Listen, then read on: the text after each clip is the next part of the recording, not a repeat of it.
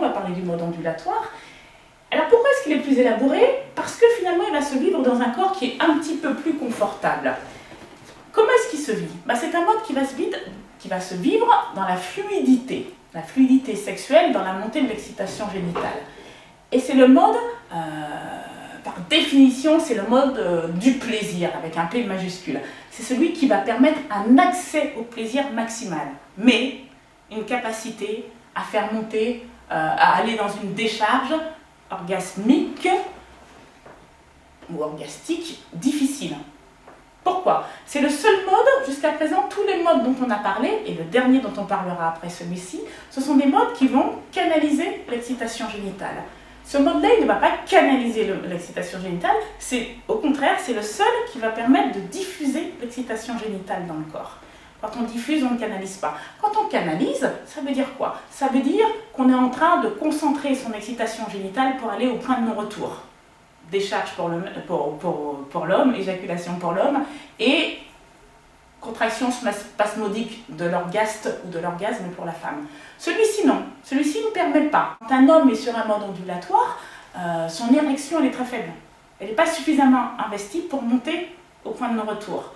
La femme, elle peut ressentir quelque chose dans sa vulve, elle ressent quelque chose d'agréable, mais pas suffisamment non plus pour aller décharger, pour monter à la décharge.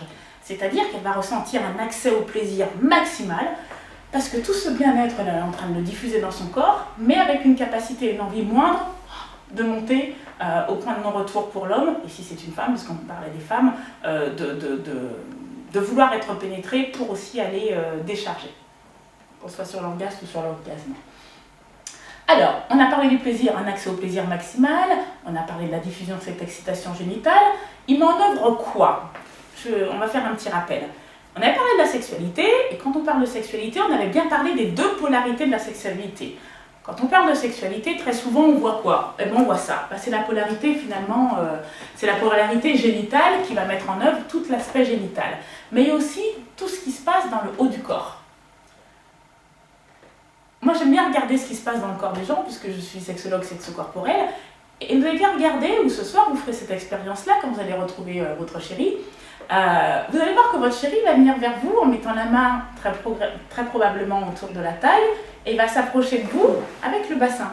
Parce que dans l'inconscient, et dans sa polarité, la sexualité, le désir, sa porte d'accès, c'est plutôt quelque chose de génital, d'ordre génital. Donc les hommes, très souvent, avec leur chéri, ils approchent plutôt le bassin. Nous, les femmes, et vous allez voir comment vous allez faire. Vous approchez le haut du corps.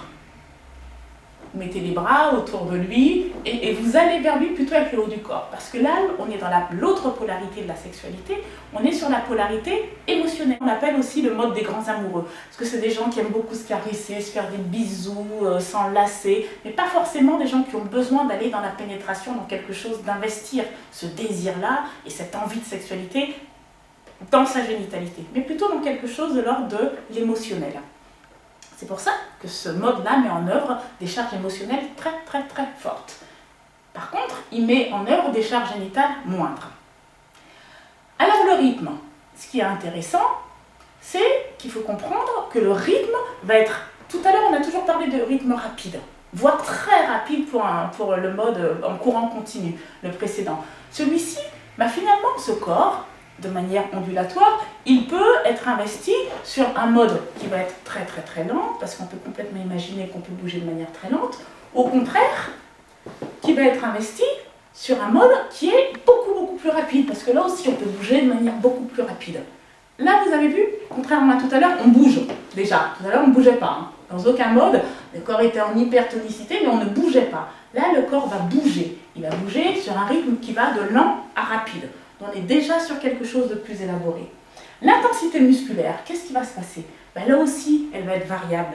Jamais on va rentrer dans une espèce d'hypotonie corporelle, ou jamais on va rentrer sur quelque chose d'hypertonique qui coupe la respiration. On sera dans un corps en mouvement, confortable. D'accord? Pourquoi? Parce que simplement on est dans un corps qui bouge.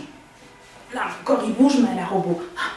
Là, c'est un corps qui bouge de manière très fluide. On sera sur un corps qui bouge de manière très fluide. Et dans un corps qui bouge de manière très fluide, l'espace occupé intérieurement, c'est-à-dire la respiration, eh bien, elle est fluide. Mais en termes de sensation génitale, la sensation elle va naître là, dans mon sexe, dans mon bassin, et c'est la respiration qui va me permettre, par le mouvement, d'emmener des sensations dans mon corps. Donc c'est pour ça que c'est intéressant d'aller chercher cette respiration-là, de grande respiration, et comprendre ce que je fais avec ma respiration, ce que je peux faire avec ma respiration. En quoi elle peut accéder, voire m'ouvrir des portes de plaisir encore plus grandes, ou au contraire, réduire ce qui se passe en moi si je la coupe, comme tout à l'heure sur des modes, c'est pas que je la coupe sur des modes limitatifs, c'est qu'elle se coupe sur des modes limitatifs parce que le corps est en rigidité, en hypertonie musculaire. Donc, qu'est-ce qu'on a parlé? On a parlé là de l'espace occupé à l'intérieur, mais là aussi, l'espace occupé à l'extérieur, il est variable. Hein? Un corps, tout à l'heure, sur un mode limitatif qui ne bouge pas, vous comprenez bien, vous entrevoyez bien que, au contraire, sur un corps qui va se mettre à bouger, un bassin qui va se mettre à bouger, il va forcément se passer quelque chose de différent dans le ressenti. Alors, les femmes, elles ne comprennent pas ça. Très souvent, les femmes, elles font l'amour, elles ne bougent pas. Elles disent, je ne ressens rien. C'est normal, tu ne ressens rien, tu ne bouges pas. C'est logique. Si on veut faire l'équivalent avec un homme, imaginez-vous votre homme qui vous pénètre, pouf, et qui arrête de bouger. Qu'est-ce qui va se passer? Est-ce qu'il va ressentir du plaisir? Il va perdre son érection. Donc, la turbine du plaisir, elle va s'arrêter. Il ne va rien ressentir. C'est logique. Pour ressentir quelque chose, il faut du mouvement. C'est logique, on ne le dit pas assez. Mais là, malheureusement, les femmes, c'est quelque chose que... elles n'arrivent pas à... Voilà, syndrome étoile de mer. Ok, donc... Là, donc, on était sur l'espace extérieur, qui peut aussi être variable dans ce mode-là. Hein. Parce que là aussi, hein, je peux bouger de manière très très très lente. Au contraire, je peux bouger de manière beaucoup plus large. Je peux bouger avec ma respiration, de manière juste avec ma respiration, mais faire bouger ce qui se passe à l'intérieur de moi, avec la respiration. Ça aussi, c'est un apprentissage très intéressant à mettre en œuvre. Donc, les lignes de force de ce mode plaisir 300%. Eh bien, c'est que justement, c'est le mode de plaisir 300%, c'est-à-dire la perception du plaisir est maximale. Elle est très très bonne. Maximale, je ne sais pas, mais très très très bonne. Ça permet aussi d'aller explorer le plaisir, la montée du plaisir sexuel. Ça permet aussi de diffuser l'excitation dans le corps. C'est ce qu'on appelle la volupté. La volupté, qui n'est pas l'orgasme, qui est la volupté. Ce qui n'est pas l'orgasme, pourquoi? Parce qu'on ne canalise pas, on diffuse l'excitation. On emmène ces sensations d'excitation dans le corps. On ne les canalise pas pour monter au point de non-retour. On sollicite aussi les récepteurs et superficiels et profonds. Comment? Parce que comme je suis sur quelque chose, une utilisation corporelle très très large, on a dit que je peux bouger de manière lente ou rapide, on a dit que je peux mettre des intensités musculaires plutôt jamais en hypertonique, jamais en hypotonique. Je peux mettre une faible intensité musculaire, ou au contraire dans un mouvement plus soutenu, une intensité musculaire plus forte. Finalement, je vais solliciter et les récepteurs profonds musculaires et les récepteurs superficiels de la peau, dans les caresses, dans les touchés. Et c'est exactement ce que je vous disais tout à l'heure. Finalement, le corps, il a investi sur un registre très large. C'est-à-dire que toutes les lois du corps, je répète, le rythme, le tonus musculaire, l'espace, intérieur par la respiration et extérieur parce que mon corps va occuper comme espace, toutes ces lois du corps-là, l'interaction entre ces trois lois du corps-là, elles sont mises en œuvre de manière vraiment, vraiment large. D'accord? C'est pour ça qu'on parle de registre corporel large, contrairement à tout à l'heure où on était sur un registre corporel très inconfortable, dans tous les modes qu'on a vus jusqu'à présent. Et là, donc, j'ai du temps, j'ai tout le temps que je veux pour laisser place à un imaginaire plutôt de coloration émotionnelle. Les gens qui sont sur un mode ondulatoire comme ça, qui sont là dans quelque chose de complètement émotionnel, affectif, finalement, vous comprenez bien, il y a toujours une congruence, c'est-à-dire une relation entre ce qu'on vit et ce qu'on imagine.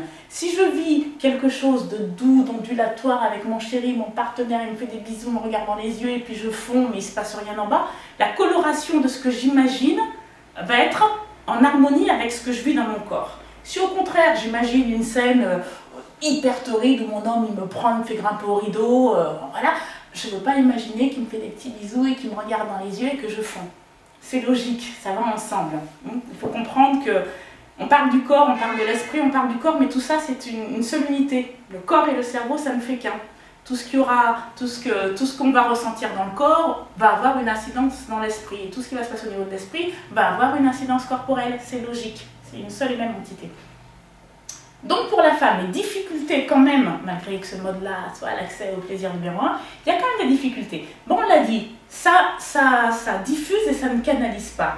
Donc, la montée de l'excitation génitale, il y aura une excitation émotionnelle, mais très peu d'excitation génitale. Donc la montée pour aller au point de non-retour, un homme qui est sur ce mode-là, il ne va pas être sur une verge suffisamment dure, son sexe ne va pas bander, il ne va pas avoir une érection suffisamment forte pour pouvoir pénétrer ou pour pouvoir vivre, en tout cas, pour faire monter son excitation génitale jusqu'au point de non-retour. Il y a une perte des sensations, de repères à l'excitation génitale. Parce qu'on est sur quelque chose où il y a beaucoup de sensations et puis elles sont là, on est en train de les diffuser, Donc on ne peut pas repérer finement ce qui est en train de se passer au niveau de l'excitation génitale. C'est la même chose que si je vous demande de faire un mouvement très large sur un bras et relativement vite, c'est difficile de repérer les sensations. Tandis que si on va sur quelque chose de lent, voilà, qui se développe, là on a un repère beaucoup plus aigu de ce qui se passe en termes des sensations. Donc, c'est des personnes qui ont un fort désir d'aller prolonger cette sensation, cette rencontre, la volupté, le plaisir, mais le plaisir donné par l'excitation génitale dans la pénétration, il est moindre. C'est pour ça que je parlais tout à l'heure de charge émotionnelle très forte, mais par contre, d'investissement génital plutôt faible. Donc, on peut quand même, pour la femme, elle peut quand même avoir un certain plaisir à la pénétration, mais elle est plus dans le plaisir de faire plaisir à son partenaire que dans le plaisir que je ressens dans mon vagin, dans le fait que mon vagin soit investi au niveau de l'excitation génitale.